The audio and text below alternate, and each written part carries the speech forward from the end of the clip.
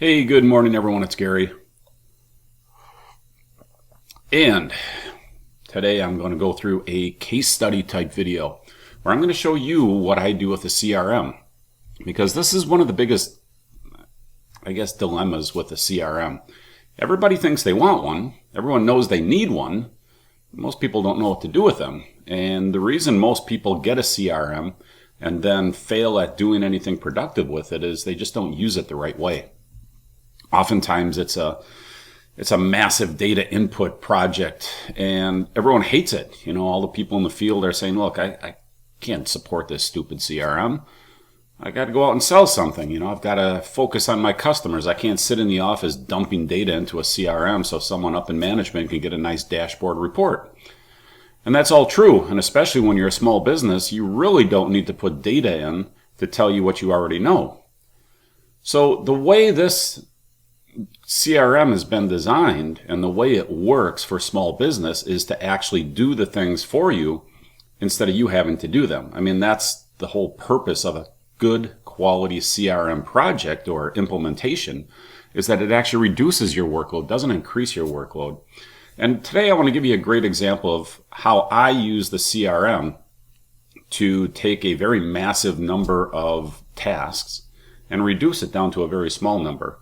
And without a CRM, it would almost be impractical or almost impossible, especially for a small business to survive.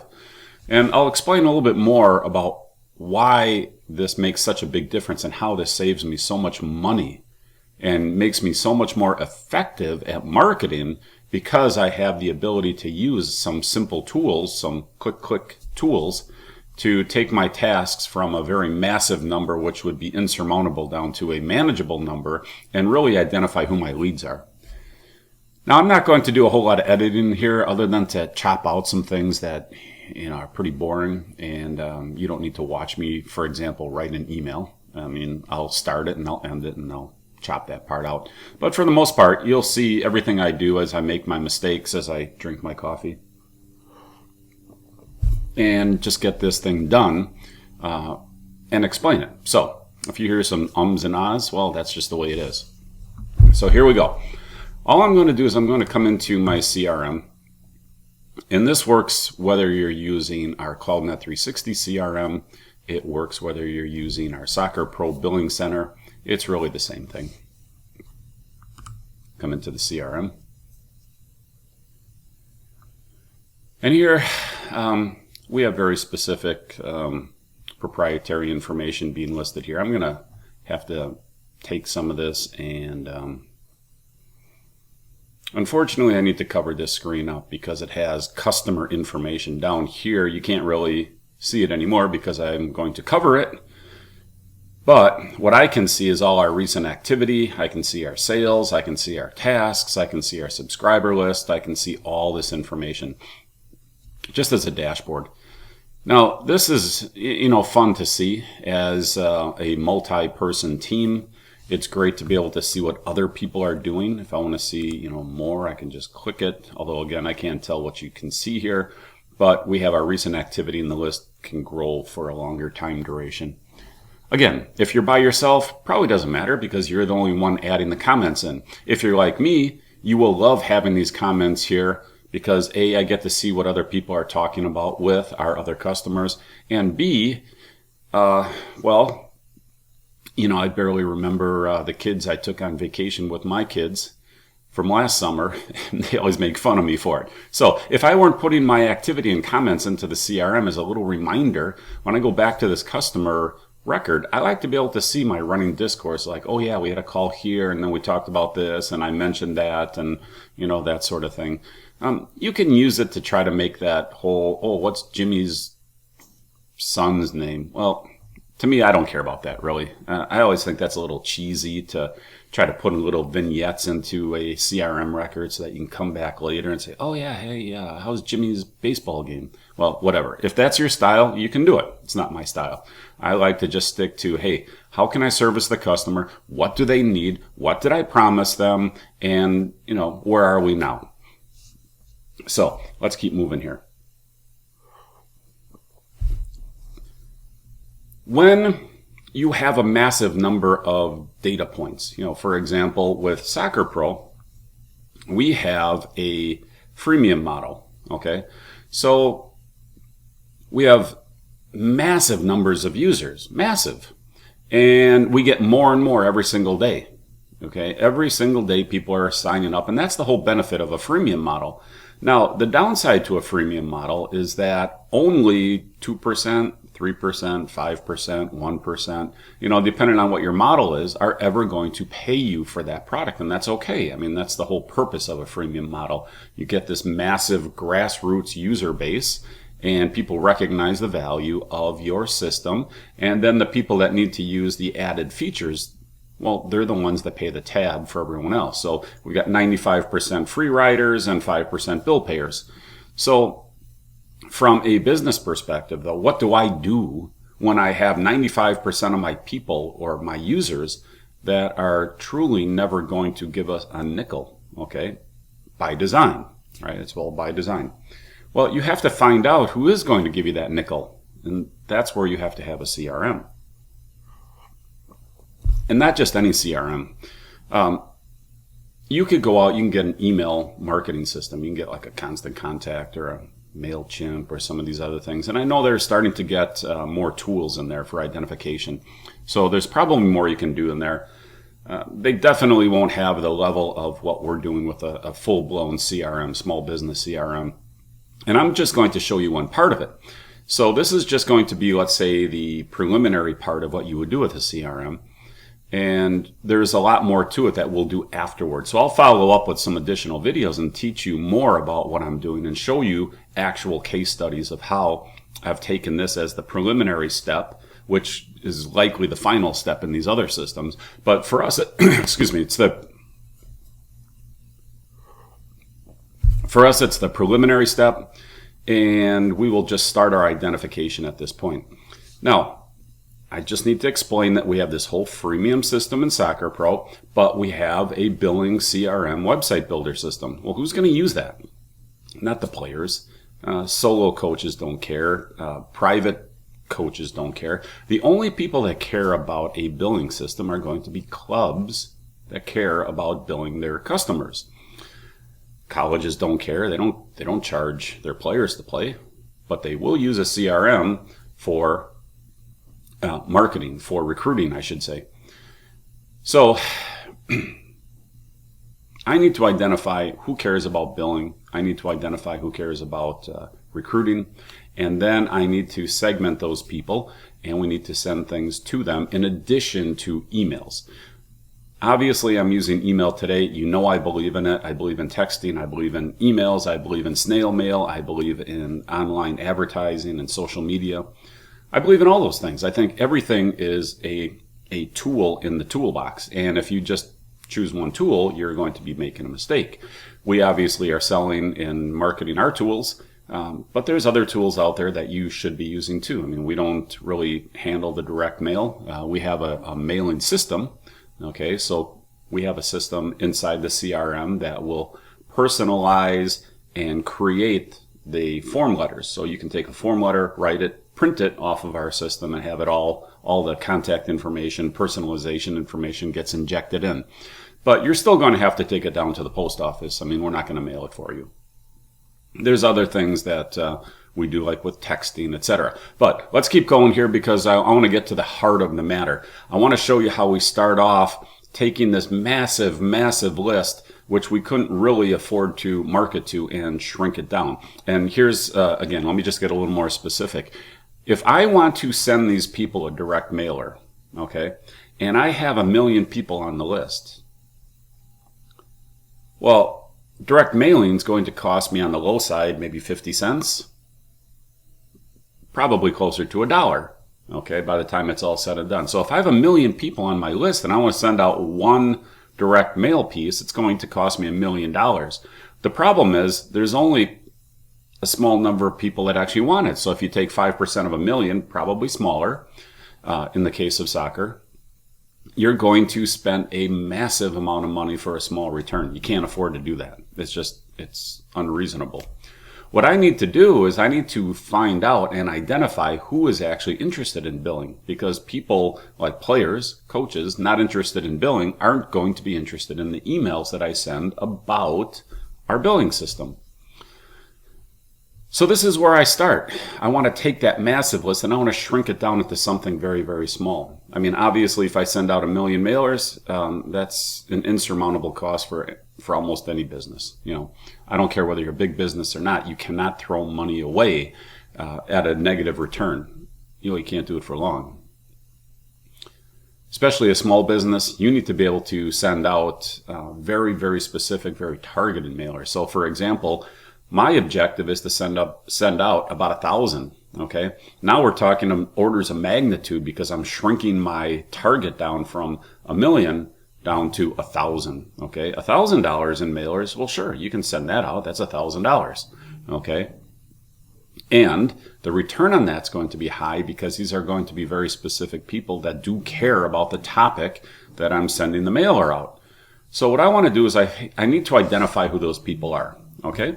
And the first thing I've done is I've created some video content, put it on YouTube, and we talk about our product. We've done tutorials just like the tutorial I'm doing now, except we've done them specifically for this Soccer Pro product. Now what I'm going to do is tell people, hey, that video exists, because you can put all the content up. If nobody knows it exists, well, obviously they're not going to go watch your video. And that's always the trick, isn't it? You can be a content creator, but people still need to consume it. Otherwise, your content is worthless. So you can grind or you can be smart. So we need to be smart about what we're doing. Grind less, smart more. Okay, so now what I'm going to do is I'm going to come into my content library, except there's a couple steps I can do. I can do this in two directions. I can either start my content and create my action link and my tags, or I can do it the other way. I can start with my action link and create it. So I'm going to come in here and create an action link.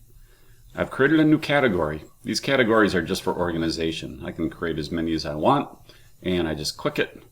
And in this case, I already created the billing system. So I want to create a category. I just want to organize my action links for my billing system. And I can create as many of these categories as I want, just like a folder on your computer. And now I'm going to add my link. Okay, I'm going to name it. Again, this is just for organization purposes. And I know what this one is, so it's about my order page. And my anchor text. In anchor text, you need to give people a call to action, basically. It doesn't have to be very magical. Either they're going to like what you have to say and click on your link or not. So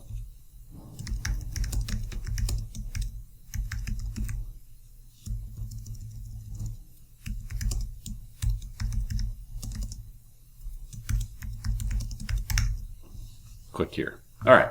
Now I just need to take my video link, copy that, and paste it in. Now you do have to be careful when you are pasting these things that you make sure you only put in the information needed. And you have to be careful that you don't get a space at the end. You see where it might be hard to see, but sometimes when you copy a link, there will be a space at the end that could mess up your link. So always test it out. Okay, category billing system. I could put a lead score on this. This is another more sophisticated way of tracking people, because some leads are worth more than other leads. As people click on more things, like for example, if somebody clicks on one email from my billing system, maybe they discover that, hey, that's not for me. Okay, so that's the last time they click on it. Well, that person has a lot less value than somebody that will come in and say, look, I've clicked on 6 of your emails all about the billing system. Suddenly that person is propelled to the top of the list. Their lead score is much higher. So I want to have that capability to track that. Sometimes I do that, sometimes I don't. I just want you to know that that's there. But there's some automated tools that I'll use that, in this case, I'm not going to actually use the lead score. It all depends on the circumstance. Okay, so I'm going to save that and continue. and now I can add this person directly to a sales path. Well, because I'm just doing this for the first time, I'm not going to put them into a sales path yet. I can always put them into a sales path at any time that I choose, and I can do that in mass. It's click, click, boom, they all get added to a sales path. That's another tool we have, and I can show you that later. But for right now, I'm not going to put people into a sales path. I could also remove people from a sales path. This is just another way of segmenting who you are selling and marketing to. If you put something out there that is an let's call it a takeaway or a trigger that pulls people out of a sales path because it disqualifies them as a lead. For example, if they're a player, or you might want to put out a survey or an email and say, hey, if you're a coach, click here. If you're a player, click here. Or send out a survey and talk about things that are player related versus coaching related. If you find out that person is a player, well, pull them out of a billing sales path, because you don't want to waste your time calling them. You don't want to waste your time sending direct mail pieces to them, because they're a player. They're not a club. The clubs are the one that are going to pay the bill. The players are just using the system. So you want to get rid of those people. And it's the same way with tags. I'm going to come in here and, well, now I don't have the tag I need. Okay. So I could go back and I could create a tag. Down here I could manage tags, create one, or I can just click here and do it on the fly. So I'm just going to call this one billing and keep it simple. Okay. Oops. All right, so let's just expand this. I have my tag right here. I'll click it and the next button. And I'm not going to remove anyone. Again, the whole purpose of a removal is to say, look, I identified this person as a prospect, but now through some technique and some information I've sent out, I've discovered they're not actually a prospect, so get rid of them. Or we can move them. Well, there's a lot of things you can do, but that's basically the gist of it. I have a prospect I identified. I discovered he's not a prospect. Let's move them out of that category and focus on the people that are more important to me, which are the people that are eventually going to be paying customers. Okay, we're just going to save that. And now I have my action link built. Okay, I have a tag created. So let's go into our content library. And I'll create a new category. We'll call this one billing. And again, the whole purpose of all these categories is purely organization. It's not functional. It's organization, just like putting folders on your desktop or in your documents or wherever you put them. Just organizational folders. Okay. Now, I'm going to name my content,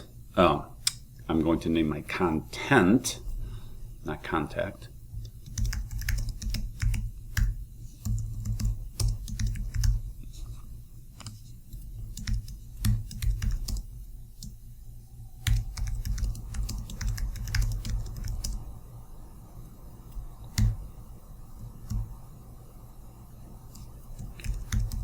And here's something that's interesting.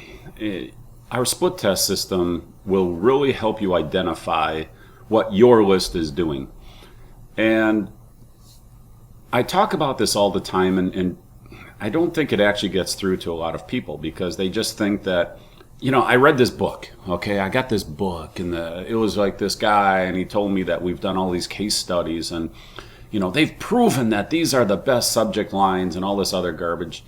Well, that's all BS, okay? Because I've done a whole bunch of different businesses, and every single one of them has different things that people key in on. I don't know why, it's just what it is, okay?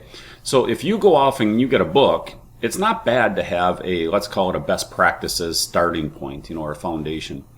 But I can tell you with 100% certainty that if you follow that book and you follow their rules, you are destined to fail, or at least not do as good as you could be doing if you were split testing all your own stuff. And I know that in some cases, like for business opportunity, there's more response from one type of subject line and one type of, let's call it content. And then with, let's say, a business system, there's a different reaction to different things. For example, with CloudNet 360, we get a strong reaction from people when we talk about new video and new features. That's our number one thing, new video, new features. So especially when you put those two together, if you put down new video and about a new feature, boom, there goes your open rate. Okay, it goes way up. But soccer is different. People really like to see what the word soccer. Okay, just works. So what I need to do is I always need to shift my thinking. By habit, I'm always like new video, and then I put the feature down. Okay, in this case, I have to put soccer in there. So I'm gonna keep going here.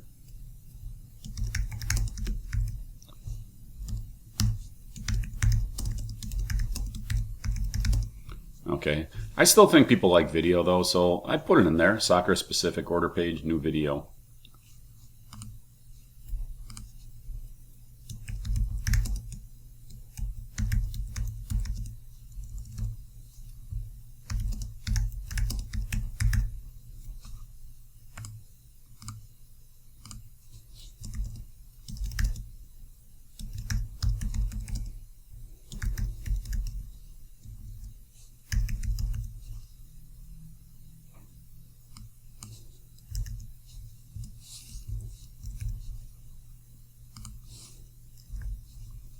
Now, does it matter whether it's uppercase or lowercase? I don't know. How would I know that? I mean, it's impossible to know unless I do this.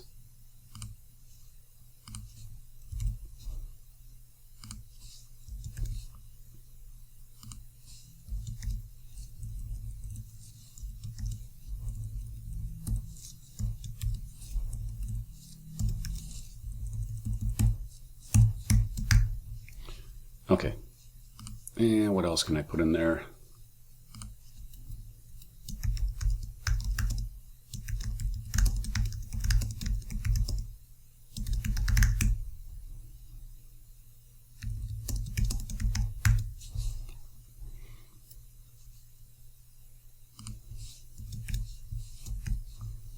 Okay, I'm just going to move on because I want to get this done. But I want you to see that it's so easy to create split tests. 1, 2, 3, 4. I could create another one. Let's just try that. Let's see what happens if we put in hype and no hype.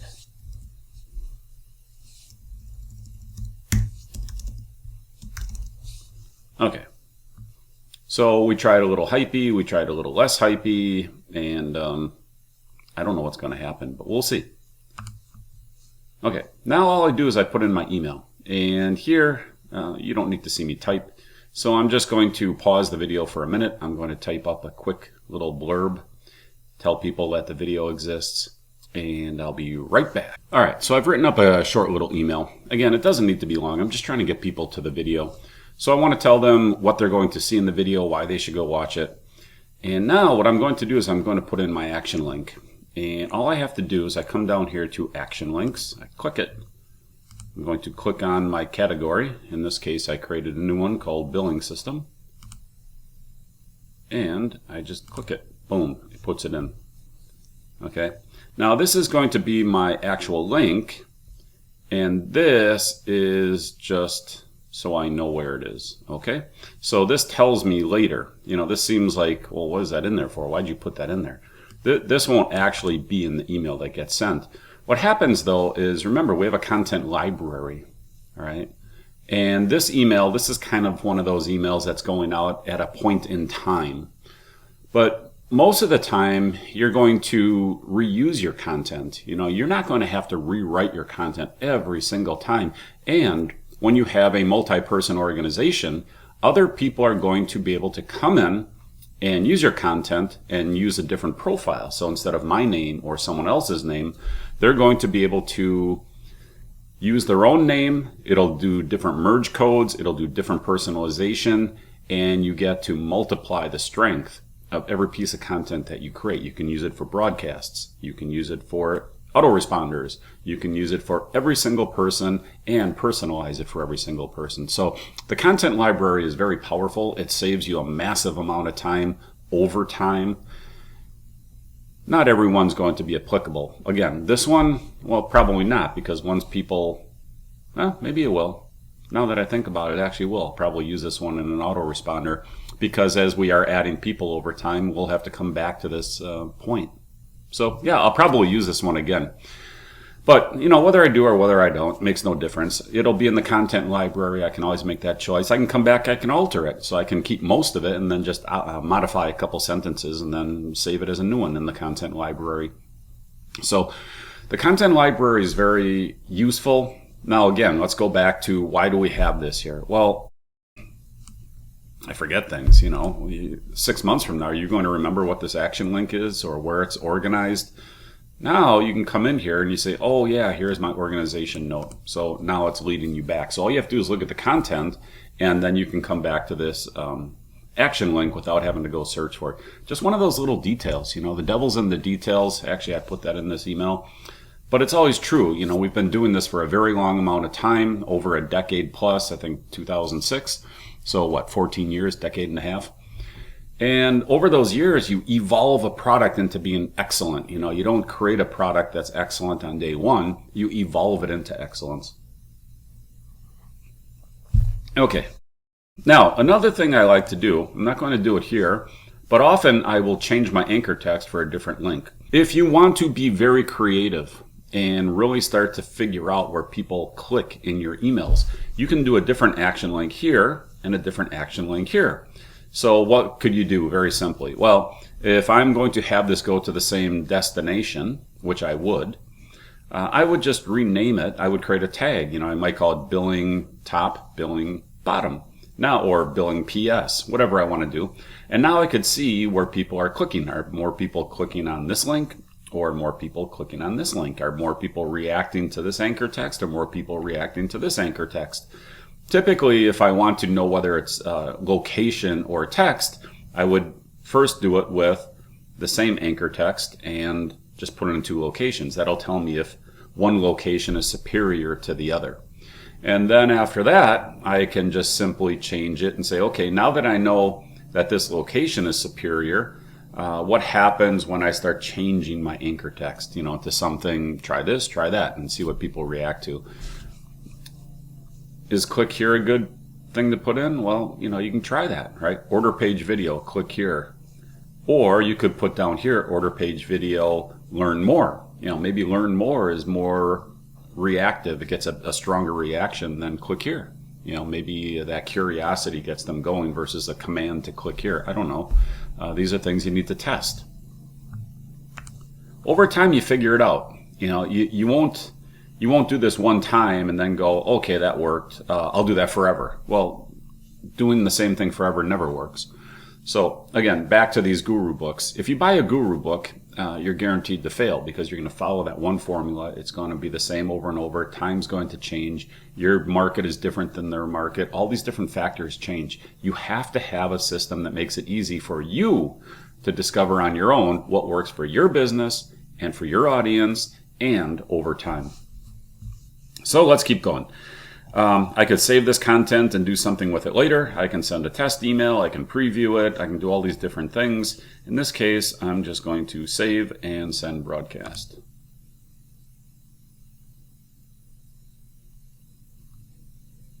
Okay. Now it's going to load up my content. It's going to show me my different split tests, my subject lines. I can put an attachment in here. I can make this a conditional email. What happens if they open it? What happens if they don't open it? What if they open or not open? So I can do different things, different automation. So for example, if someone were to open this, I might want to send them a follow-up email right away, or maybe a text message, or maybe, have a phone call triggered. There's a lot of things I can do through these conditional emails. Again, do you have to do that? No. And sometimes you just need to get things done, right? You need to get that communication out. You can try to create these monster labyrinths of sales automation, but at the same time, it takes time. It takes, a little thought, like, okay, what do I want to happen? I want this to trigger, then that to trigger, and that to trigger. One of the biggest problems I see with people using sales automation is they try to do everything before they do anything. But you don't need to. Like I said, this is emails going into the content library. I can come back to this at any time.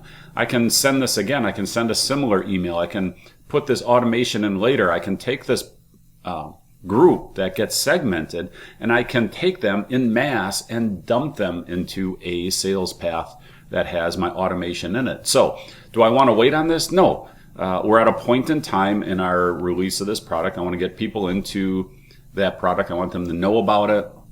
I can always come back later, do that transfer of my identified segment into a sales path and create that automation later. So just because I don't do certain things up front doesn't mean I can't come back to it.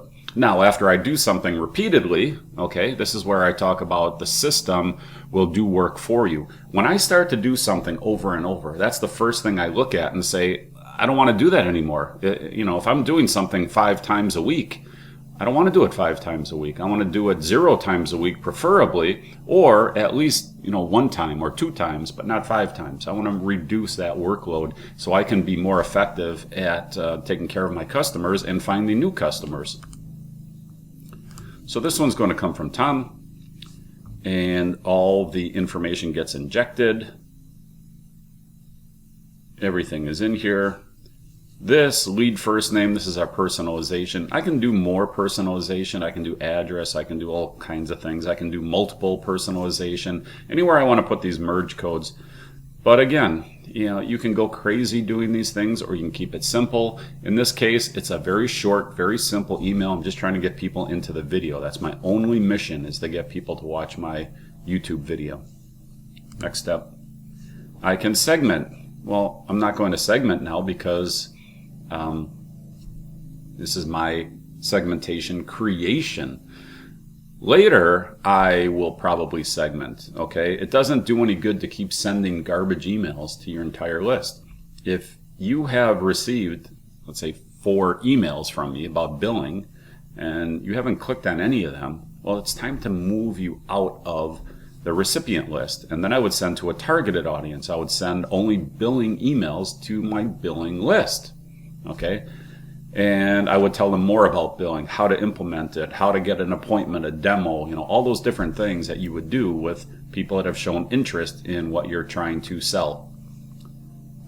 So I'm going to schedule the broadcast. Here we have a spam-o-meter. Nothing is 100%. If it were, every spammer could just put their email in here and go, look at that, spam analysis, 0.1. This one's going to get through to everyone. Well, they're not. I mean, there's a lot of factors. It's your domain. It's the way you put your signature. There's so many different things it'll drive you crazy. So getting your content through into the inbox, there's a lot of garbage info out there. We've got competitors that talk about 98%, 99% delivery. Well, those guys are all lying to you, 100% lying. What they're saying is they're sending 99%, which is, to me, why are you bragging about sending 98%? We send them all. The only ones we don't send are the ones that we look at and go, oh, this is a garbage email. We don't do it. Well, that's not bragging. That's just like, hey, I did my job. I ordered a meal. I got a meal. Wow, good for you. But anyhow, the spam analysis is here to help you as a guide. If you put something in there that is just obviously spammy, well, we can't guarantee that your emails will get to the inbox. Nobody can. But we can demonstrate to you what will definitely not get to the inbox. Okay? So what we're doing is just providing this third-party guide. This is a third-party analysis tool. It's not our analysis tool.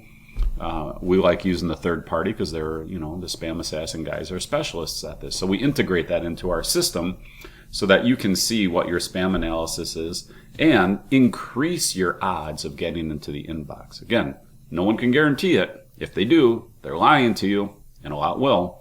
But you need to increase the odds that your stuff is going to get where you want it to get. Okay, next, I can schedule it. I can either send it now, or I can schedule it to a specific time. There's different reasons why you'd want to do that. There's different times of the day that work better for different markets. Today is Thursday. I know that for business markets, we do better from Monday afternoon to Friday before noon. Okay. if I were writing this on, let's say, Friday at 4 o'clock, well, I don't want to send it now. No one's going to read it. So it's going to be a wasted email. So then I would schedule it for probably Saturday morning, or save it for the next week and do it, Monday at noon or Tuesday at 9, something like that. Well, it happens to be Thursday. It is 8:38 a.m. So this is a good time to send it. And I'm just going to add it to the queue. There's a lot of checks in here. What we found is that people will click add to the queue before they're ready to send. This used to send the email. We would send it and boom, it was gone. And then people would send out until before they were ready. So again, our system has evolved up over the decade and a half of evolution to include some of these things that may not seem, they're not obvious, but they're important. So add the queue, makes you click again, boom. Well, that wasn't enough either. Because then people say, oh, no, I made a mistake. I thought it was going to go into schedule, but it went immediate, and I didn't want it to go immediate, and blah, blah, blah. So now you have to click it again.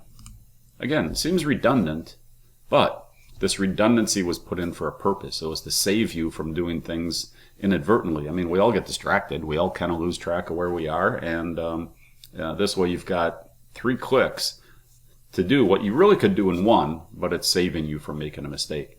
All right, now that email is being sent. Okay, it's a very large list. It's going to take a little bit of time to get that out.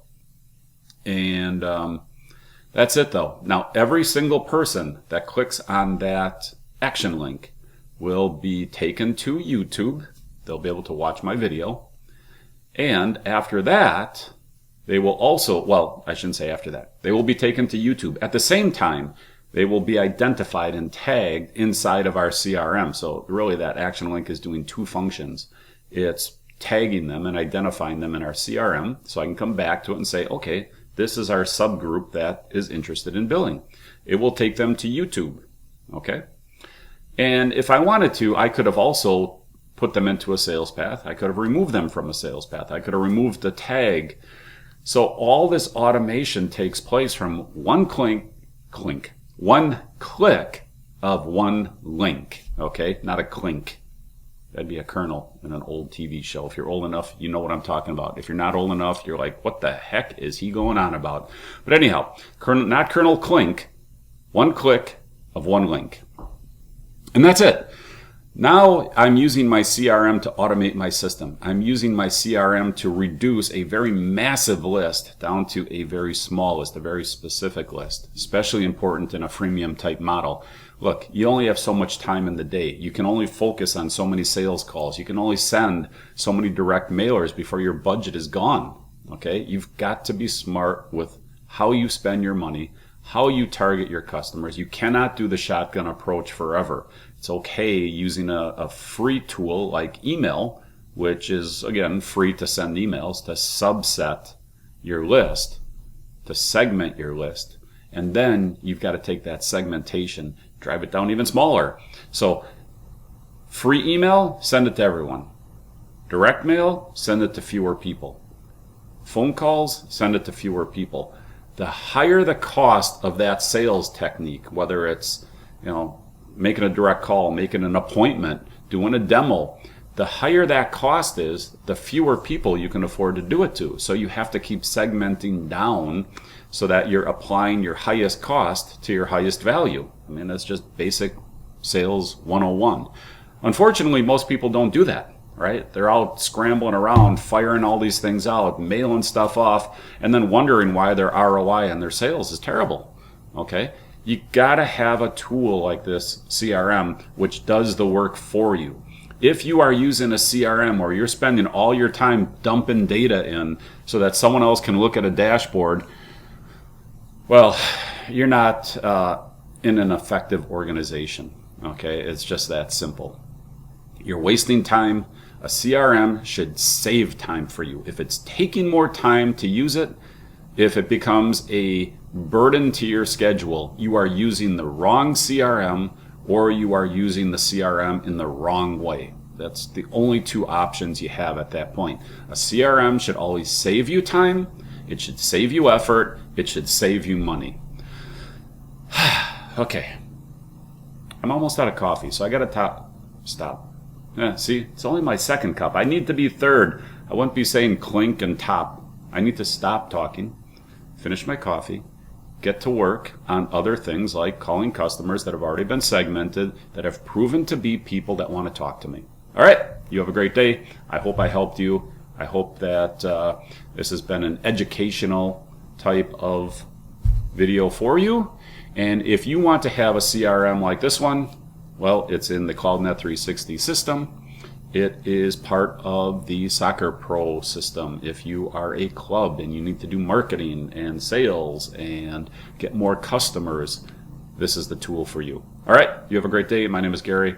Call me if you need anything. Our numbers are on the websites. We are always here to talk to you. We are always here to help you. We are always here to do demos, screen share, Zooms, you name it. If you don't have Soccer Pro today and you love soccer, go get it. It's free. If you have a small business and you are not selling as much as you think you could be, go get a copy of or a account with CloudNet 360. You can do what I just did. It will automate your business. It will change your life. All right. Have a great day. This is Gary checking out. Bye now.